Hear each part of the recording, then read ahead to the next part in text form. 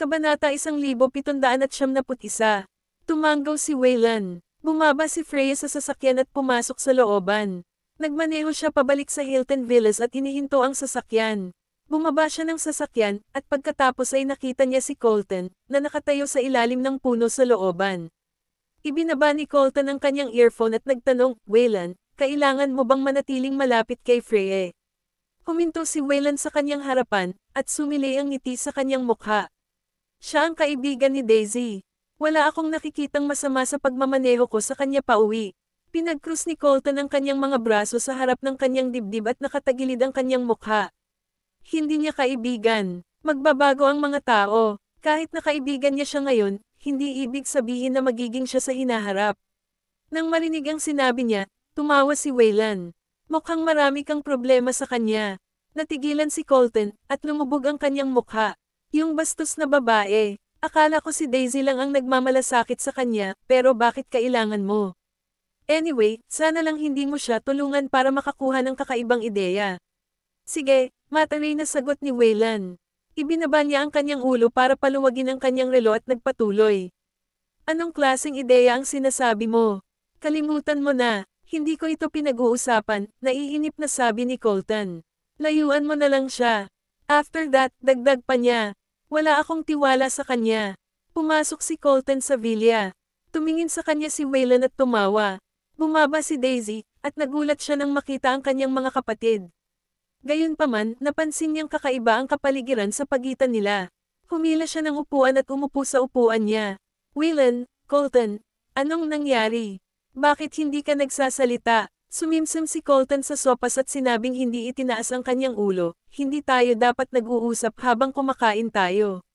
Napaawang ang sulok ng bibig ni Daisy nang lumingon siya kay Waylan. Kuya, sa tingin mo ba makikita ni Dad at Mom ang balita? Inilagay ni Waylan ang isang piraso ng manok sa plato ni Daisy at sinabing, sa tingin ko nga.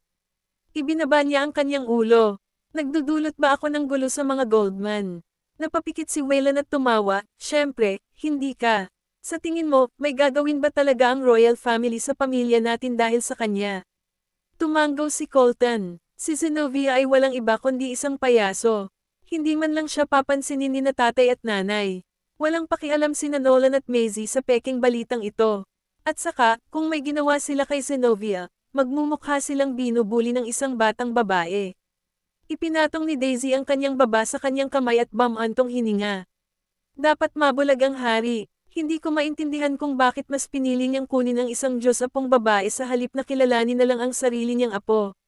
Nakaramdam talaga siya ng sama ng loob para kay Freya. Tumingin si Waylan kay Daisy at nagtanong, si Freya ba ang tinutukoy mo? Agad na sagot ni Daisy, yeah. Si Freya ay pinsan ni Noel Ace. Ngumiti si Waylan ngunit hindi nagbigay ng anumang komento. Walang pakialam na sigaw ni Colton. Kabanata 1772. Sumagot si Daisy sa mahinang boses, huwag mo siyang pansinin. Laging may ilang araw na magiging ganito siya sa loob ng isang buwan. Tumigil si Colton at lumingon. Hindi ako bingi, alam mo naman yun diba? Kinilig si Daisy at pilit na ngumiti sa kanyang mukha nang makita kung gaano kadilim ang ekspresyon ng mukha ni Colton. Daisy, pumasok ka muna sa klase mo. Manatili ka rito. May itatanong ako sa'yo. Tinuro ni Colton si Freya. Natigilan si Freya. Tumingin si Daisy sa kanila at nagtanong, ano ba talaga ang gusto mong itanong kay Freya? Tinulak siya ni Colton at sinabing, be a good girl and go back to your class. Lumakad siya ng ilang hakbang bago tumalikod at sinabing, binabalaan kita, Colton. Huwag kang manggahas na ay bully si Freya. Kung hindi, hindi ka uuwi ngayon. Nakaumbok ang mga ugat sa noo ni Colton, ngunit hindi niya pinansin si Daisy. Dinala niya si Freya sa likod ng gusali dahil kakaunti ang mga tao doon. Napasandal si Freya sa dingding, pinagkrus ang kanyang mga braso sa harap ng kanyang dibdib, at nagtanong, may maitutulong ba ako sa iyo? Gusto kong layuan mo ang kapatid ko. Ano, siya ay natigilan, sa pag-aakalang ang kanyang mga tainga ay nabigo sa kanya. Itinaas ni Colton ang kanyang kilay, at walang ekspresyon sa kanyang mukha. Napakalalim ng kanyang tingin na kahit si Freya ay hindi mabasa ang nasa isip niya ngayon. I thought I was kind enough to close one of my eyes and allow you to get close to Daisy. Pero hindi ko ine-expect na magaling ka pala na mapalapit ka pa sa kapatid ko. Alam ni Freya ang sinasabi niya. Huminga siya ng malalim at sinabing, "So, you're saying na may agenda ako para mapalapit sa kapatid mo?" Sabi niya, "Hindi ba?" Tumawa si Freya at sinabing, "Colton, mayroon ka bang ganitong pagkiling sa sinuman? Sa tingin mo ba gusto ng lahat na samantalahin ang iyong pamilya? Magkamukha ang magkapatid, ngunit magkahiwalay ang kanilang mga personalidad. Alam niyang hindi siya gusto ni Colton sa simula pa lang, ngunit hindi niya inaasahan na magkakaroon ito ng ganitong pagkiling sa kanya. Hindi sumagot si Colton. Hindi nagustuhan ni Freya ang tingin nito sa kanya. Pakiramdam niya ay nakatingin ito sa isang bilanggo kaysa sa isang normal na tao. Umiwas siya ng tingin at sinabing, "Hindi ko naisip na samantalahin ang pamilya mo. Hindi ngayon, hindi kailanman." Nang tumalikod na siya at aalis na sana, hinawakan ni Colton ang braso niya. "Pwede kang maging kaibigan ng kapatid ko, pero kailangan mong layuan ang kapatid ko." Si Daisy ay naghihintay kay Freya sa labas ng gusali. Pagkaraan ng ilang sandali, nakita niya si Freya na papalapit sa kanya na may madilim na ekspresyon. Gayunpaman, hindi niya makita si Colton kahit saan. Lumapit ito sa kanya at tinanong, "Freya, ano sinabi sa'yo ng kapatid ko?" Nilinggan ni Freya ang kanyang mukha at sinabing, "Wala. Wala siyang sinabi." Pinaikit ni Daisy ang kanyang mga mata. Alam niyang nagsisinungaling si Freya sa kanya. Kung isasaalang-alang ang mga paraan ni Colton sa paggawa ng mga bagay-bagay, natitiyak niya na ang kanyang kapatid na lalaki ay tiyak na walang magandang ginagawa. Kung hindi, hindi siya pupunta para hanapin si Freya. She asked, "Pinagalitan ka ba ng kapatid ko? O pinaghirapan ka niya?" Humalaklak si Freya at itinago ang kanyang emosyon. "Wala talaga, wala siyang sinabi sa akin. Sige, may training session pa kami. Huwag tayong malate." Pagkatapos ay naglakad siya papasok sa bulwagan, naiwan si Daisy na mag-isa sa labas ng gusali, na nalubog sa sarili niyang mga iniisip. Sa sandaling iyon, nakatanggap si Daisy ng isang abiso ng balita sa kanyang telepono. #Young Mr. Knowles has gone missing. #Natigilan si Daisy nang makita ang balita.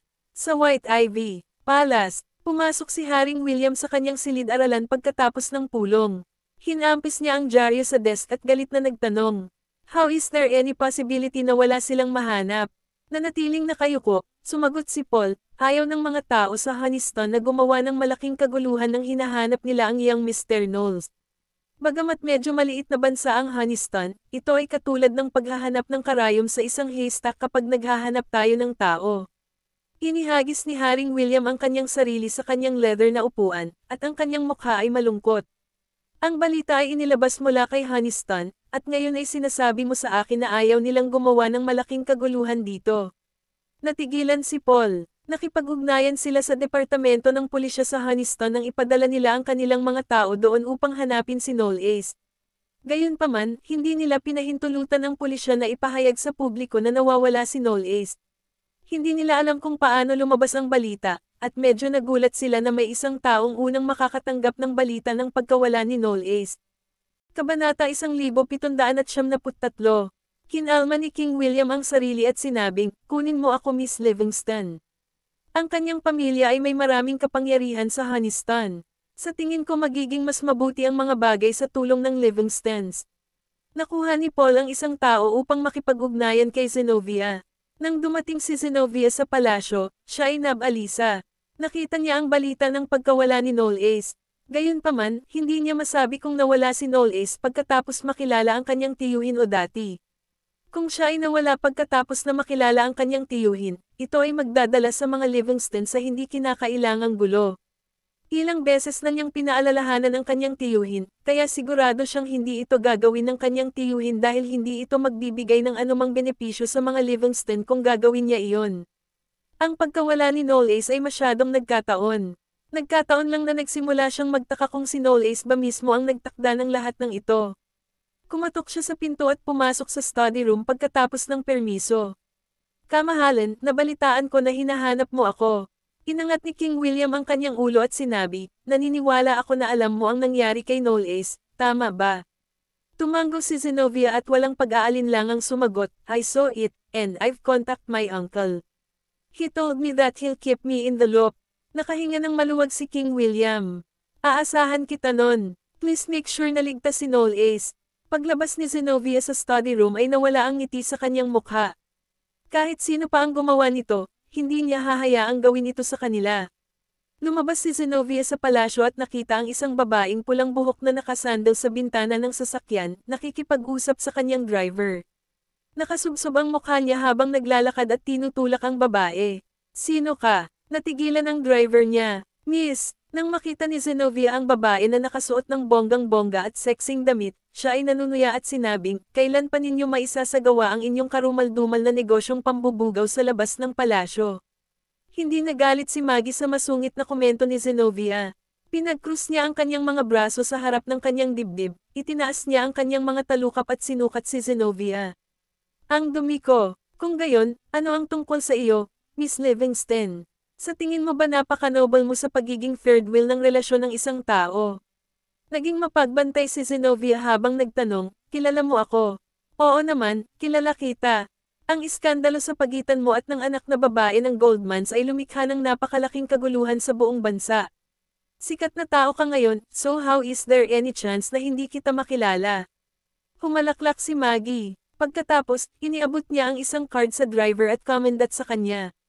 Sir, feel free to call me when you're feeling lonely.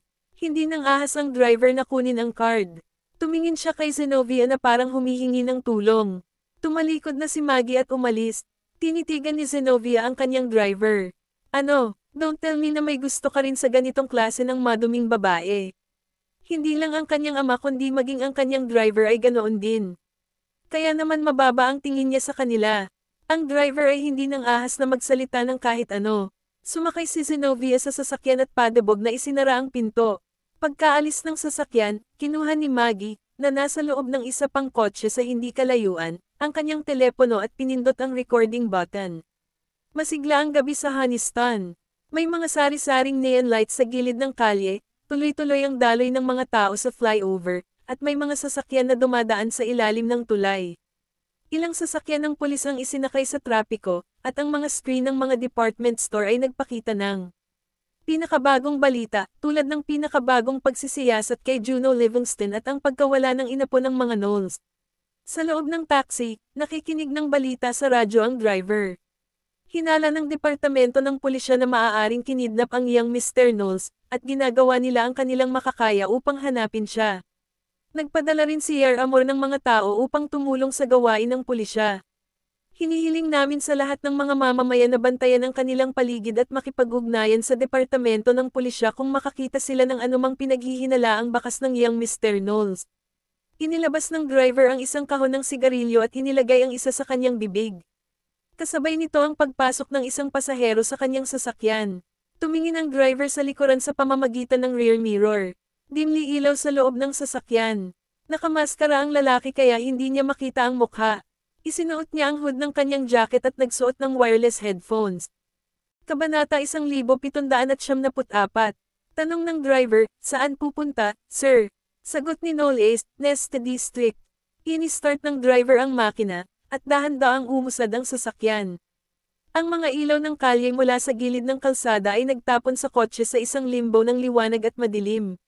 Nang dumaan sila sa isang sasakyan ng pulis, itinaas ni Knowles ang kanyang ulo at tumingin sa bintana. Nakatingin din sa bintana ang driver. Sabi niya, nakakainis, ang isang bisita ay nawala ng ganoon nang walang anumang palatandaan. Halos lahat ng mga pulis ay naipadala na. I wonder kung ano ang pinasok niya sa sarili niya. Tinapik ni Knowles ang kanyang daliri sa kanyang binti ng maindayog. Ang suot niyang earphones ay nagawang isalin ng maayos ang anumang sinabi ng driver. Bukod dito, ilang araw na siyang nag-aral ng wika ng bansang ito, kaya wala siyang anumang issue pagdating sa isang normal na pag-uusap na tulad nito. Bisita ha, the driver chuckled, iyan ang narinig namin sa mga chismis. Narinig din namin na siya ang apo ng hari sa Air Amor. Kung talagang dinukot siya, lalala ang mga pangyayari. Itinaas ni Knowles ang kanyang mga talukap at sinabing, mas interesado ako kay Mr. Livingston. Mr. Livingston. Muling tumawa ang driver, ngunit sa pagkakataong ito, nakita ni Knowles ang isang bakas ng panunuya sa kanyang pagtawa. Nagulat ang lahat sa ginawa niya. Pero, kahit anong gawin niya, hindi siya makukulong.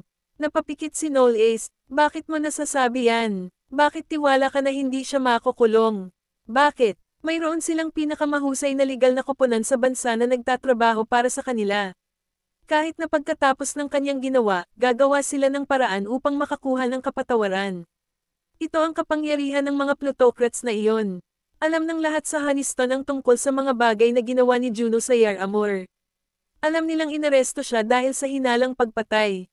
Gayunpaman, kung siya ay dadalhin pabalik sa kanyang sariling bansa para sa paglilitis, gagamitin pa rin ng kanyang pamilya ang pinakamahusay at pinakakwalipikadong pangkat ng mga abogado upang ipaglaban siya sa kasong iyon at mapababa ang kanyang sentensya. Ito ay isang normal na pangyayari sa kanilang bansa. Pagkatapos ng lahat, ang lugar na ito ay ang langit para sa mga plutocrats upang gawin ang anumang gusto nila. Nilagay ni Knowles ang kamay sa noo at sumandal sa bintana. Maya-maya pa, mahina niyang sinabi, I doubt so. Naalala niya ang pag-uusap nila ni Xavi, ang kapatid ni Juno, sa restaurant ng hotel noong isang araw. Lumungkot ang mukha ni Xavi habang nagtatanong, tinatakot mo ba ako sa kapatid ko? Matapos malaman ang sinabi niya sa pamamagitan ng tagapagsalin, mahinahong kinuha ni Knowles ang kanyang tasa at sinabing, hindi kita pinagbabantaan. Sa totoo lang, gusto ko lang makipag-deal sa'yo. Isinali ng assistant ni Xavi ang mga salita ni Knowles para sa kanya, at natigilan si Xavi. Make a deal with me. Oo, nabasa ko na ang background mo bago pumunta sa Haniston. Ikaw ay malinaw na mas namumukod-tangi kaysa sa iyong kapatid, ngunit maaari ka lamang mabuhay sa ilalim ng kanyang anino. Napangiti si Knowles, nagulat si Xavi at napatayo sa galit. Ano bang pinagsasasabi mo? Alam ko ang sikreto niya, at sigurado akong alam mo rin ang tungkol dito. Mahinahong sabi ni Knowles habang nakatingin ng diretsyo sa mga mata ni Xavi. Tinutulungan mo siyang ayusin ang gulo niya dahil ayaw mong magdala ng kahihiyan sa Livingstons. Ngunit naisip ka na ba ng iyong kapatid o ang iyong pamilya? Siya ay inaresto sa Yar Amor hindi dahil siya ay pinaghihinalaan ng pagpatay kundi pati na rin ng prostitution. Kapag naisa publiko na ang mga iskandalo na ito, sa palagay mo ba ay magpo-protesto o hindi ang mga taong hindi nasisiyahan sa kanya sa Haniston? Natigilan si Xavi, madilim ang mukha. Sakto lang dahil panganay si Juno kaya mas umaasa ang mga magulang nila sa kanya. Hindi lamang siya nag-aral sa isang prestihiyosong unibersidad, ngunit maaari rin siyang maging isa sa mga miyembro ng board ng kumpanya pagkatapos niyang magtapos. Ang kanyang mga magulang ay naglagay ng maraming pagsisikap sa pag-aalaga sa kanya. Sasabihin lang sa kanya ng kanyang ama na suportahan ang kanyang kapatid. Hindi niya sinabi sa kanya na matuto mula sa kanya. Gaano man siya katangi-tangi, siya ang mapaparusahan sa tuwing may problema ang kanyang kapatid, dahil pakiramdam ng kanyang ama ay kasalanan niya ang hindi niya ginawa ang kanyang trabaho sa pagsuporta sa kanyang kapatid. Kabanata 1775. Huminga ng malalim si Xavi at umupo. Ano ang gusto mo, young Mr. Knowles? Simple lang ang gusto ko, sabi ni Knowles habang nilalapag ang tasa niya. Gusto kong manatili sa bilangguan ng iyong kapatid sa buong buhay niya, at gusto kong kunin mo ang mga Livingston. Walang sinabi si Xavi. Dahan-daang tumayo si Knowles at nagpatuloy.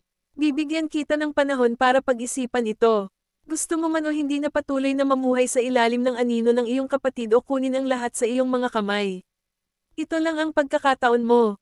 Naniniwala akong kaya mo. Hindi nagtagal, huminto ang taxi sa Neste District. Pagkatapos magbayad ng pamasahe, bumaba si Knowles sa sasakyan at inilabas ang kanyang telepono para tanggapin ang kopya ng recording na ipinadala sa kanya ni Maggie. Samantala, sa pribadong mansyon ni Xavi, siya ay nakaupo sa kanyang silid-aralan mag-isa, minamasahe ang kanyang mga templo. Itinulak ng kanyang sekretarya ang pinto at pumasok sa study room. Sir, andito na po si Mr. Lestrange. Pumasok si Patterson Lestrange sa silid, at umalis ang sekretarya ni Xavi sa silid-aralan habang isinasara ang pinto. Inanyayahan siya ni Xavi na maupo at binuhusan siya ng isang tasa ng tsaa bago makahulugang nagtanong, Mr. Lestrange, kumusta ang kaso ng kapatid ko? Ayos lang ba ang lahat? Sumagot si Patterson, huwag kang mag-alala, Mr. Livingston. Binigyan kami ni Miss Livingston ng utos, at gagawin namin ang lahat ng aming makakaya upang matulungan ang iyong kapatid. Gagawin namin ang lahat ng aming makakaya bilang isang team para mapababa ang sentensya para sa kanya sa pamamagitan ng paggawa ng kanyang kaso ng intentional homicide sa isang kaso ng manslaughter. Natigilan si Xavi at inilapag ang tasa. Ito ba ang sinabi niya sa'yo? Tumanggaw si Patterson. Oo. Inabot ni Xavi ang tasa kay Patterson, itinaas ang kanyang kilay, at nagtanong, paano kung gusto kong mawala kayo sa kaso?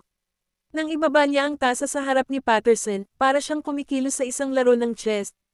Siya ay mapagpasyahan at mahigpit. Gulat na napatingin sa kanya si Patterson. 4 na araw na mula nang mawala si Knowles, at wala pa ring balita sa kanya. Nakatayo si Daisy sa harap ng bintana, nakatingin sa kawalan ng malakas na ulan na gulong-gulo ang isip. Itinalak ni Waylon ang pinto at pumasok sa kanyang silid.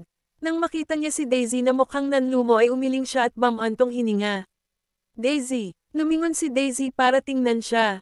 Kuya, huminto si Waylon sa tabi niya at itinaas ang kamay para haplasan ang ulo niya.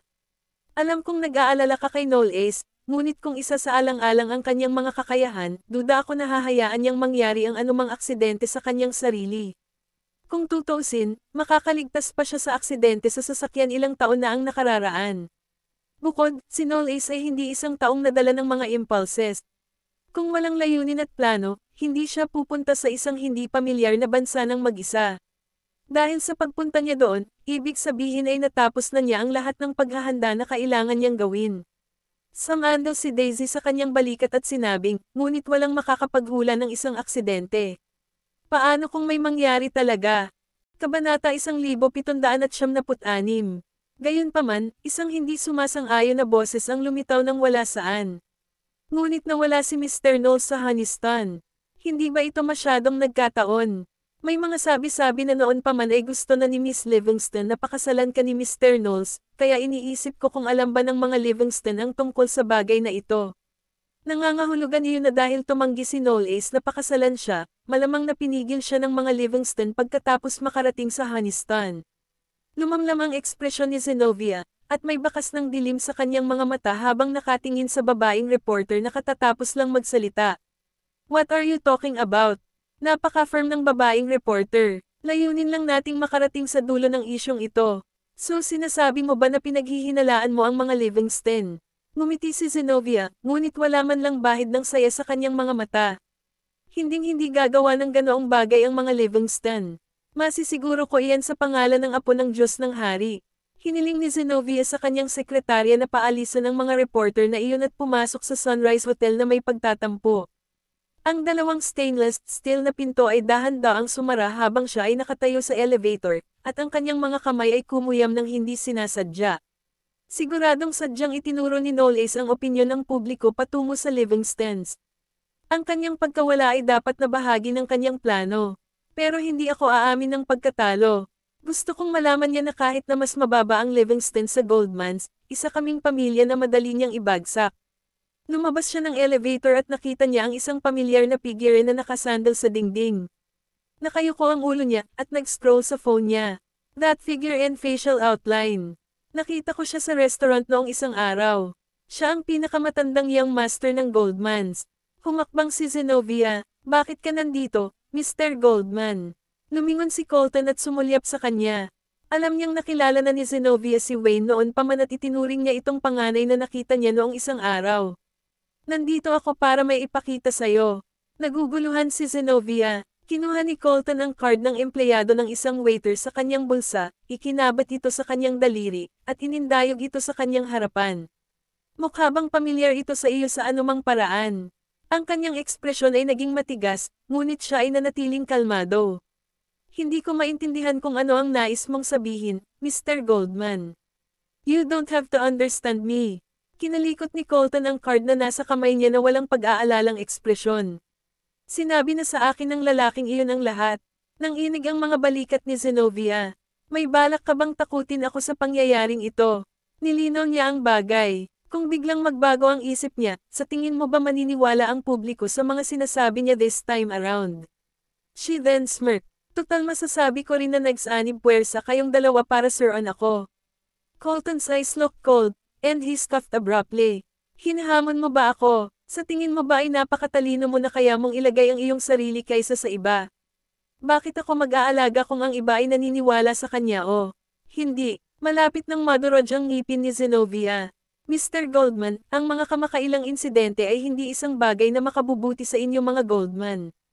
Hindi ka ba natatakot na ang mga alingaw na iyon ay magbabalik sa Goldmans kung ikaw ay tumutugon sa akin?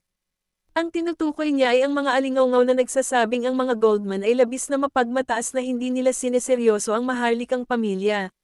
Tumingin sa kanya si Colton at nanatiling tahimik saglit. Whatever, the Goldmans don't care about that. Si Zenobia ay nakaramdam ng bis na kaba sa subconsciously. So, kayo ba ay nagbabalak na sunugin ang kinabukasan ng mga Goldman dahil lang kay Daisy?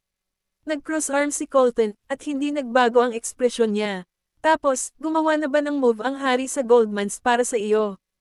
Nagulat si Zenobia, masisiguro ko sa iyo na ang hari ay hindi magsusumikap para saktan ang loob ng mga Goldman para sa isang apo ng Diyos na hindi man lang kadugo sa maharlikang pamilya. Iyon ay dahil bago gawin ito ng hari, kailangan pa niyang isaalang-alang ang pagkakaroon ng Hathaways.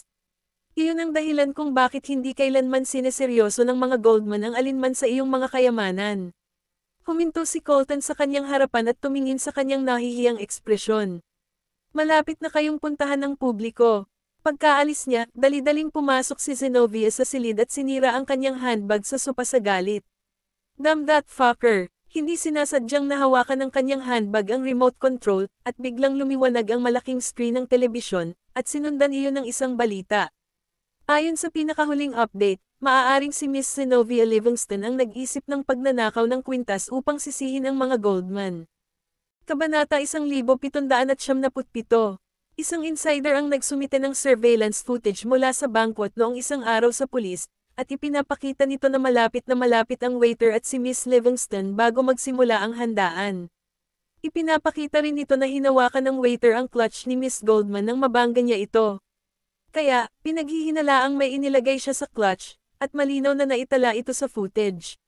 Napost ang video sa internet 10 minuto lang ang nakalipas. 10 minuto ang nakalipas, noong mga panahong nakilala ko si Mr. Goldman. Umindayog ang katawan ni Zenobia, at itinukod niya ang kanyang mga braso sa likod ng upuan ng sopa upang makahanap ng matatag na hawakan. Ang surveillance footage mula sa araw na iyon. Nag-hire ako ng mag-delete. Kahit na ang mga pulis ay kumuha ng kanilang mga kamay sa footage, magiging imposible para sa kanila na makahanap ng ebidensya. Paano na ibalik at nalikpas sa internet ang tinanggal na surveillance footage? Panipi, si Mr. Goldman kaya ay may kakayahan na gawin ito. Matapos ang insidente ay nakatagpo ng isang plot twist, ang kontrobersya ay naging mas malaki. At nang isama ang balita sa sinabi ni Daisy sa harap ng media ilang araw na ang nakakaraan, lahat ay nakarating sa ilalim ng insidente. Ito ay lumabas na ito ay hindi na ang Goldmans ay hindi iginagalang. Ang maharlikang pamilya ngunit si Zenobia ay kumilos ng mayabang sa buong bansa dahil siya ay naging apo ng Diyos ng Hari. Hindi nakayanan ng mga Goldman ang kanyang saloobin. Sino ang maniniwala na ito ay isang drama na ginawa ni Zenobia mismo? Ginawa pa niya ito para sisihin ang anak ng mga Goldman para sir-on siya. Nag-isip ang publiko kung ito ba ang intensyon ng hari. Matapos makita ang balita, inilapag ni Haring William ang tableta at kumaway kay Paul. Tumayo si Paul sa mesa at tumango. Kamahalan. Isinuot ni King William ang kanyang salamin, kinuha ang ilang mga dokumento, at binuklat ang mga ito. Kumuha ng isang taong mag-anunsyo. Si Zenobia ay tunay na apo ko sa Diyos, ngunit hindi iyon nangangahulugan na maaari siyang makialam sa anumang bagay bilang isang maharlika. Nagulat si Paul, ngunit mabilis siyang tumango. Naiintindihan. Di nagtagal, ang maharlikang pamilya ay nag-anunsyo ng isang piraso ng balita, at ang balitang ito ay nagawa itong makapasok sa listahan ng mga trending na paksa sa internet sa loob lamang ng ilang oras. Ang anunsyo na inilabas ng maharlikang pamilya ay katumbas ng mga iniisip ng hari, kaya naging malinaw ang lahat. Kinuha niya si Zenobia bilang kanyang Diyos apong babae dahil pinahahalagahan niya ang kakayahan nito. Gayunpaman, hindi ito nangangahulugan na ibinigay niya sa kanya ang pinakamataas na awtoridad sa bansa na mayroon ang mga miyembro ng maharlikang pamilya. Sa madaling salita, hindi kinatawan ni Zenobia ang royal family, isa lang siyang VIP mula sa Honiston. Nangangahulugan din ito na ang isang tagalabas ay walang karapatang manghimasok sa anumang bagay gamit ang kanyang relasyon sa maharlikang pamilya. Ang mga paglilinaw na ito mula sa maharlikang pamilya ay malakas na tumama sa mukha ni Zenobia. Nasira ang reputasyon ni Zenobia dahil sa ilang tuloy-tuloy na kaganapan sa loob lamang ng isang araw, at ginawaran pa siya ng titulong Biggest Laughingstock of the Year ng netizens. Kinabukasan, sa kolehiyo, nag-aalala si Daisy kay Knowles, kaya wala siya sa mood at hindi man lang pinansin ang balita. Walang patutunguhan at dahan-dahan siyang gumala sa campus hanggang sa nag-vibrate ang phone niya. Nagbaba siya ng tingin at natigilan. Ito ay isang text message mula kay Knowles. Agad niyang tinawagan ang numero, at sinagot talaga ng kabilang partido ang tawag. Nang marinig niya ang boses nito ay agad na sumili ang ngiti sa labi niya. Noel Ace, dahan-daang nagsalita si Noel Ace. Daisy, sorry kung pinag-alala kita. Sabi nila na wala ka. Nanginginig ang boses ni Daisy, at nakaramdam ng pagkairito mula sa ilalim ng kanyang lalamunan at sinalakay ang kanyang lukab ng ilong, na parang gusto niyang umiyak. Nangako kang tutugan sa aking mga mensahe, ngunit hindi ko nakita ang alinman sa iyong mga tugon sa ilang araw. Alam mo ba na nag-aalala ako hanggang mamatay? He coaxed her from the other end of the phone call. I'm sorry, Daisy. This is all my fault. Hindi ako nawala, kaya lang hindi pa ako nakakakontak sa iyo. May gagawin ako. Then bakit mo ako kinokontak ngayon? Isang malalim na tawa ang ibinigay ni Noel Ace. Oo, kinokontak kita ngayon dahil natatakot ako. Mag-alala ka ng sobra sa akin, at maiiyak ka. Nabulunan siya ng laway at bamulong, hindi ako umiyak. Daisy, ngayon lang kita nakontak. He added in a warm tone. There are some agendas that I have to resolve, at babalik ako kapag tapos na ako. Kaya, mangyaring panatilihing sikreto ang tawag sa telepono na ito mula sa sinuman. Kabanata 1778. Tumigil si Daisy. Delikado ba sila? Huwag kang mag-alala. Hindi ko hahayaang malagay sa gulo. Ang kailangan mo lang gawin ay maghintay sa pagbabalik ko. Huminga ng malalim si Daisy. Noel Ace, you have to promise me that you'll come back in one piece. Isang mahinang ugong ang isinagot niya. You have my word. Nang matapos ang tawag, pinindot ni Daisy ang kanyang telepono sa kanyang puso. Mula nang marinig niya ang boses ni Noel Ace, tuluyan ng kumalma ang kanyang hindi mapakali na puso. Daisy, naglakad si Freya papunta sa kanya. Lumingon si Daisy at nakangiting tanong, bakit ang bagal mo? Inayos ni Freya ang laman ng kanyang backpack. Nakalimutan kong dalhin ang laptop ko, kaya bumalik ako para kunin. May naisip siya, biglang inangat ang ulo, at tinitigan si Daisy. Bakit parang ang ganda mo bigla? Nang may sasabihin pa sana si Daisy, sumagi sa kanyang isipan ang kahilingan ni Noel Ace, kaya napakamot siya sa kanyang ulo at casual na nagpaliwanag, nakita ko ang balita na nagsasabing ang mga mesa ay lumingon na kay Zenobia, kaya masaya ako. Panipi, tumanggaw siya, then congratulations to you and the Goldmans. Sa wakas na patunayang inosente ka na. Pagkatapos ay huminto siya ng ilang segundo at sinabing, nga pala, huwag kang masyadong mag-alala kay Noel Ace.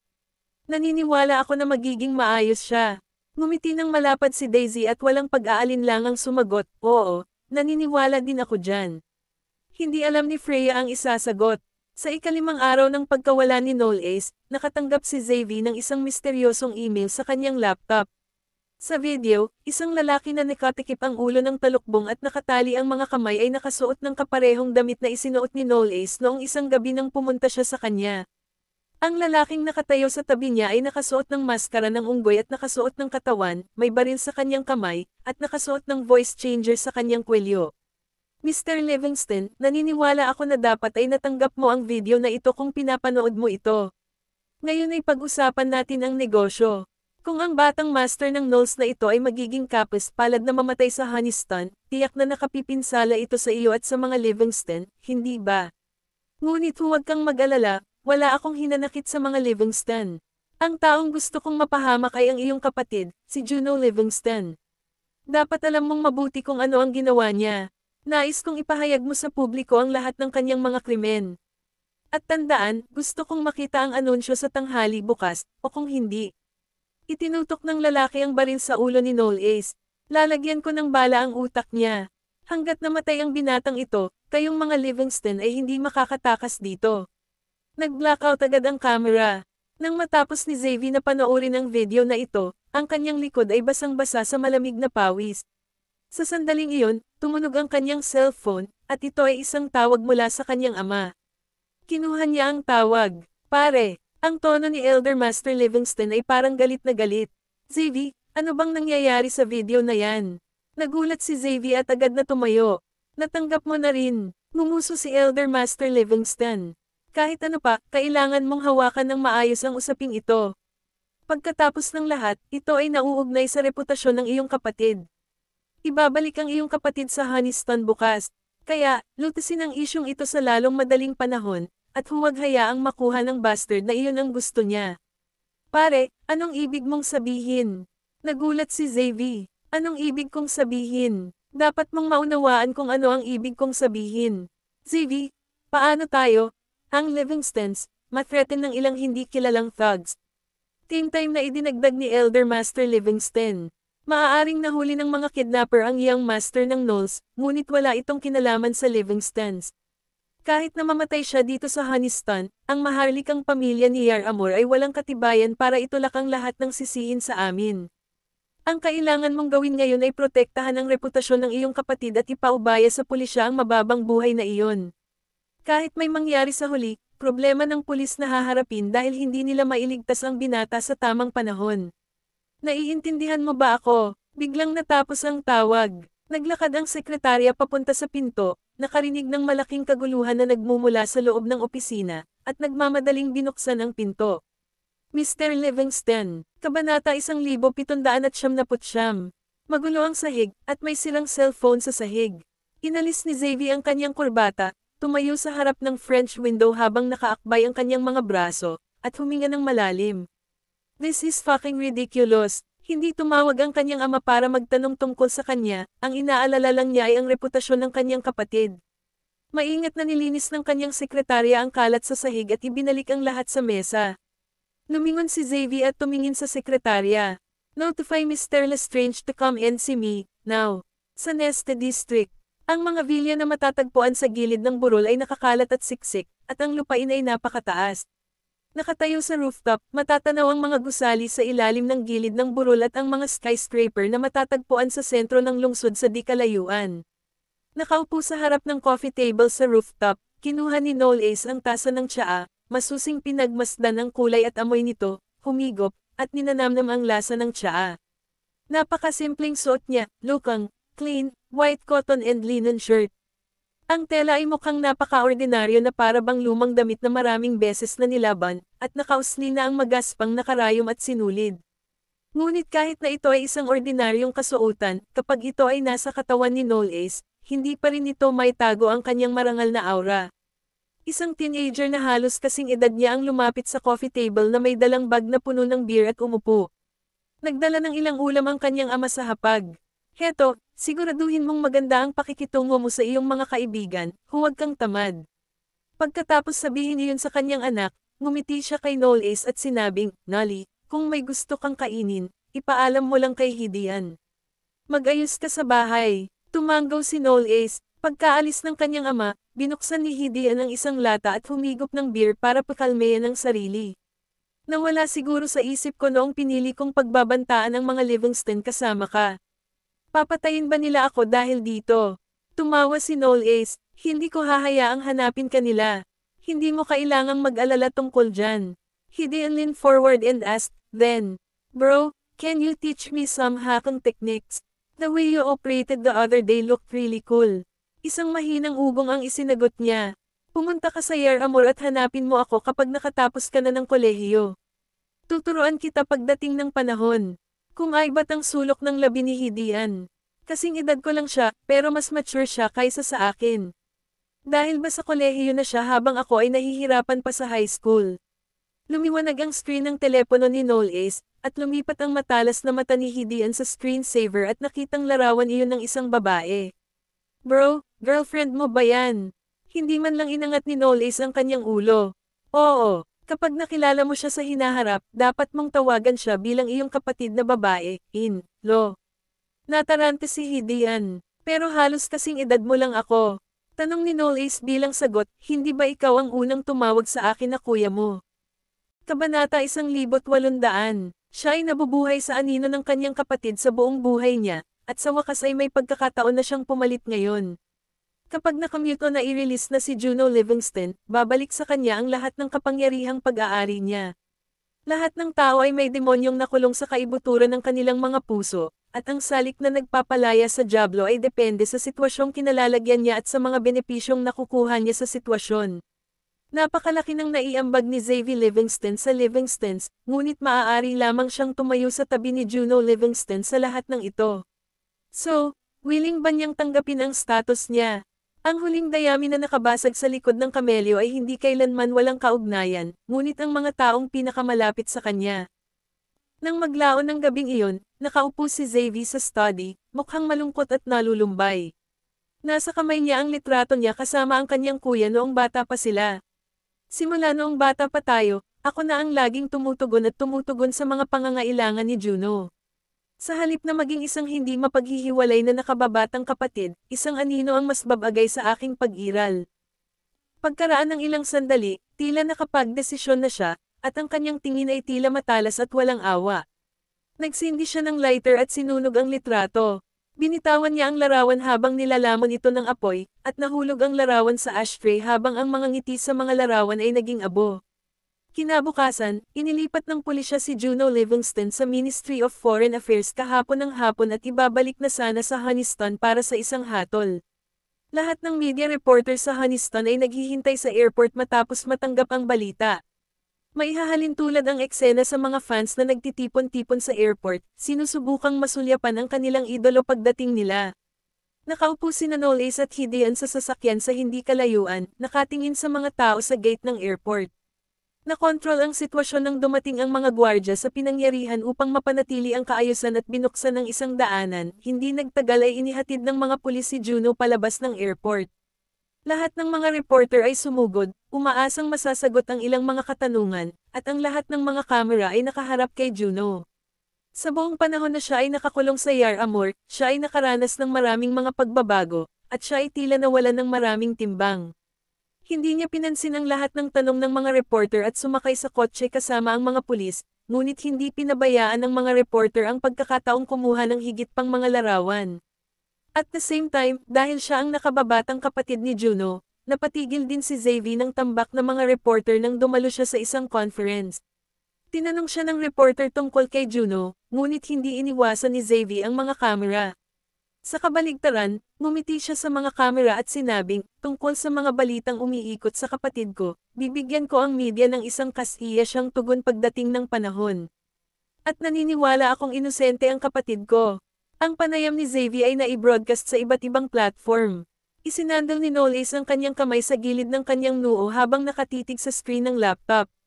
Wala siyang makitang kahit na anong bakas ng sinseridad sa mga mata ni Xavi, at mukhang peke ang kanyang ngiti. Hindi pa banggitin na ang salitang, inosente, na lumabas sa kanyang bibig ay tila labis na nanunuya.